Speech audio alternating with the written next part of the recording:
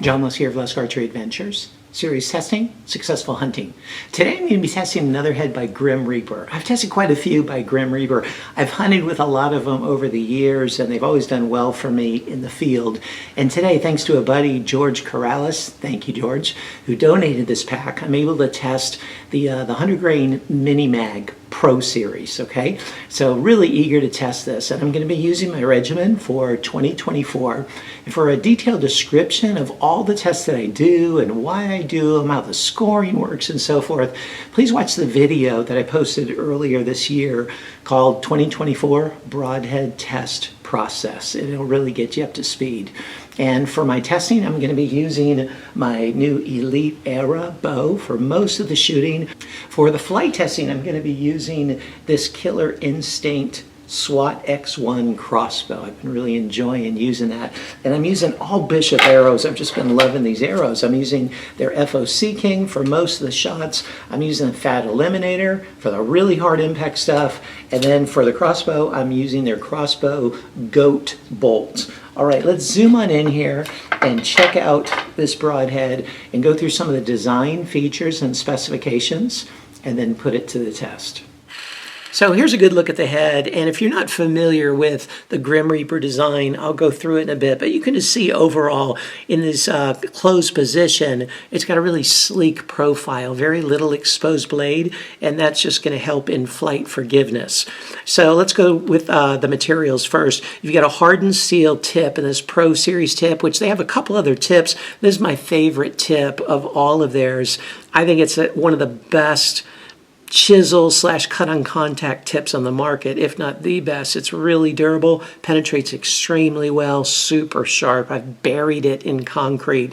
It's a great tip. Then you've got the ferrule here is an aluminum. I believe that's a 7075 aluminum. Then you've got this cup that holds the blades and the springs and all the internal components in place, and that's a 41L40, like no slouch tool steel cup. And then the blades are 440C stainless steel, nice quality stainless steel at 0.035 inches thick. So really nice components. And the way it works is there's no O-rings, there's no replaceable cup or anything like that. I really like that. But on impact, these tips are blunted, and on impact, they're just forced back into the open position, like that. And also on impact, if this spring, there's an internal spring, and if it's compressed, it allows the broadhead, like the blades, to slide back just a little bit, giving them more chance to open up by the time they deeply impact the animal, so you get a little bit better entrance hole than you do with some other front deploying, over the top deploying mechanicals like that. And when that spring is depressed, then all the blades just can fall open as well. And there you see it in the open position. Now, if you go with the black retention cup, they have these black cups as well that are also 41L40 steel. They give a little bit more of a swept angle to it, but the silver ones don't have quite as much of a swept angle to it. I believe it's 30 degrees versus 40 degrees. The cutting diameter in the open position is 1 1/4 inches with 2 blades. That's 2.5 inches of cut that you're getting there with this broadhead. Now, there's something I want to notice here, and this is kind of hard to explain, but one of the weak points in the past has been, like, quote-unquote weak points in my hard durability testing, is these cups can tend to break on multiple impacts. But I want to frame that in a couple ways. First, unlike other broadheads that have like a little replaceable clip, this one, since it's not replaceable, I keep using it over and over. Whereas if it were replaceable, then after the very first shot, by design, it breaks and I replace it in my durability tests, like for the second shot or the third shot or something like that.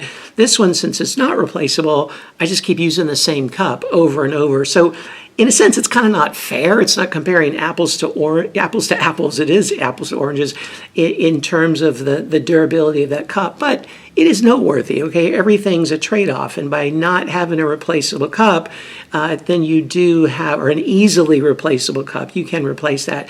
Then you have a little bit of issues if you're doing multiple really hard impact shots, which in a hunting situation, you're not really going to be doing that. So just wanted to draw attention to that.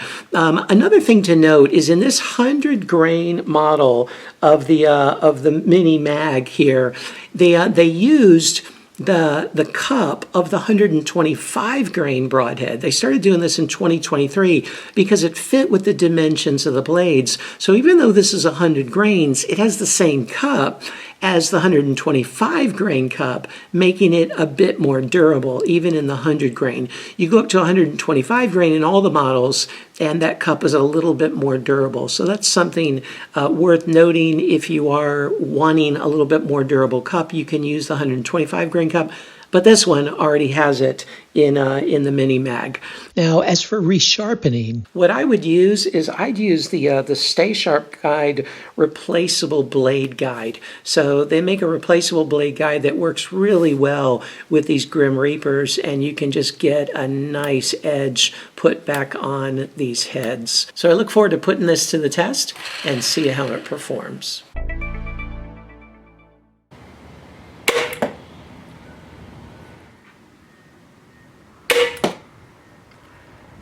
The mini mag got the 9 ring. It took 233 grams of force to cut through the wire, which is a 9.67 on a 10-point scale.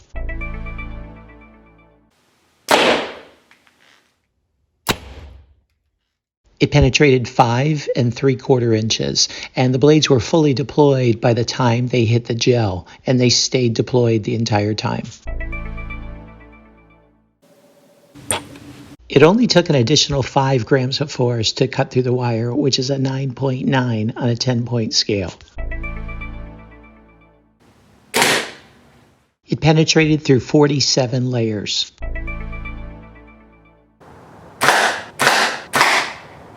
It's in very good shape after the 3 shots through the MDF. The only sign of wear is that the retention cup is starting to bulge just a bit. And after 2 shots through the steel plate, you can see it lost 2 of the blades. That was on the second shot. They held together okay during the first shot. On the second shot, 2 of the 4 blades came out, but it still made decent holes in the steel plate.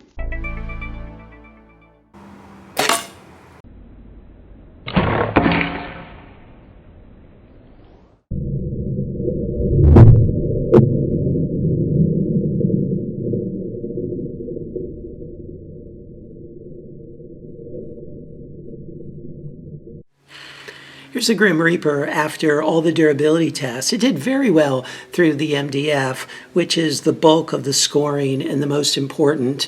And then through the steel plate, it lost a couple blades on the second shot, but did relatively well. I'd say better than most mechanicals, a little bit better than most. And then the hard impact on the cinder block after all that other wear and tear from the other tests, it just couldn't hold up to that. But again, this, I just got to put it in perspective. This isn't a pass-fail test. This is just 3% of the overall score and a minor part even of just the durability testing. But it's noteworthy just the same.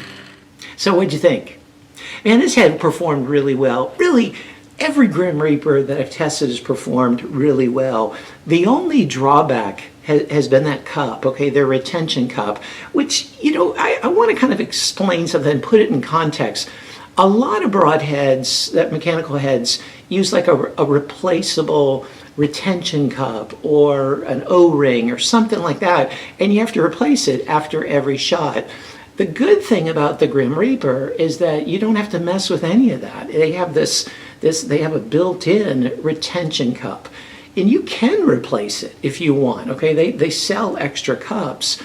But if I shoot it and then just keep shooting it and keep shooting it, well, eventually that cup is going to break because it's not designed to be shot over and over. Like no retention cups on any mechanicals are intended to be shot over and over. You just replace them. But with this one, because it's kind of part of the broadhead, I have to score it that way. It's not designed to be replaceable, and so I just keep shooting the same one. So it's kind of like everything's a trade-off. You get the benefit of not having a little cheap replaceable part.